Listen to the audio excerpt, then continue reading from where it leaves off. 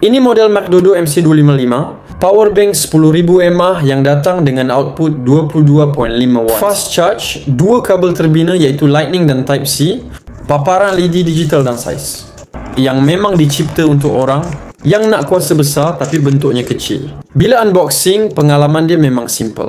Dalam kotak dia memang bagi power bank MC255 dan satu kabel Type-C to Type-C yang sokong PD fast charge. Benda ni kecil tapi besar, maknanya sebab terus boleh guna untuk cas power bank dan juga cas phone moden. Bila keluarkan power bank dari kotak, rasa premium tu memang ada. Permukaan smooth, bentuk petak kecil dan kabel terbina di tepi tu kemas terletak. Paparan LED digital pula hidup terang bila ditekan, tunjuk baki kuasa dengan tepat. Memang rasa macam buka gadget kecil yang serius, bukan power bank murah yang nampak kosong. Bila letak atas tapak tangan, memang terkejut kecil. Sebab kalau tengok dalam gambar, kita rasa dia kecil, tapi bila pegang sendiri baru rasa betapa kompaknya dia. Lebar dia lebih kurang selebar 2 jari je. Senang muat poket seluar atau pouch kecil. Untuk travel atau orang yang memang suka minimal setup, saiz dia memang ngam. Lepas tu aku test kabel Lightning terbina tu. Yang menariknya, kabel tu bukan saja untuk cas, tapi boleh jadi lanyard.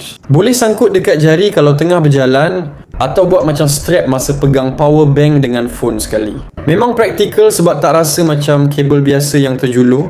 Dia fleksibel, just nice, tak keras, tak lembik. Jadi boleh adjust ikut cara kita pegang.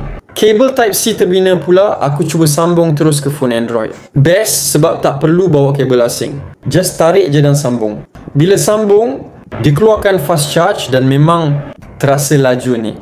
Bahagian yang buat aku rasa betapa selesanya ada power bank dengan built-in kabel.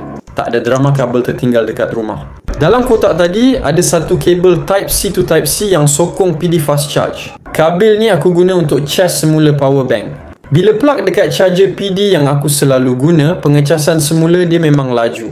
Dan bila aku nak cas tablet ataupun phone lain pun, kabel tu fleksibel untuk macam-macam kegunaan. Jadi dari unboxing lagi, dia dah bagi keperluan asas untuk pengguna moden. Aku test satu benda yang ramai orang tak tahu. Boleh tak cas phone sambil power bank tengah dicas? Jawapan dia boleh, dan MC299 memang support pass-through charging.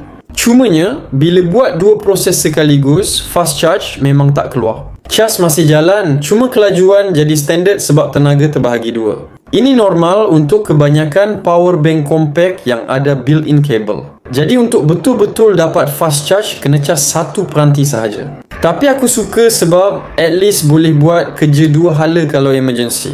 Kalau kau jenis tak suka bawa banyak kabel atau suka simpan benda dalam beg kecil, ini memang power bank yang patut ada. Dapatkannya di beg orange sekarang kerana model sebegini cepat laris bila. Ramai dah tahu spesifikasinya.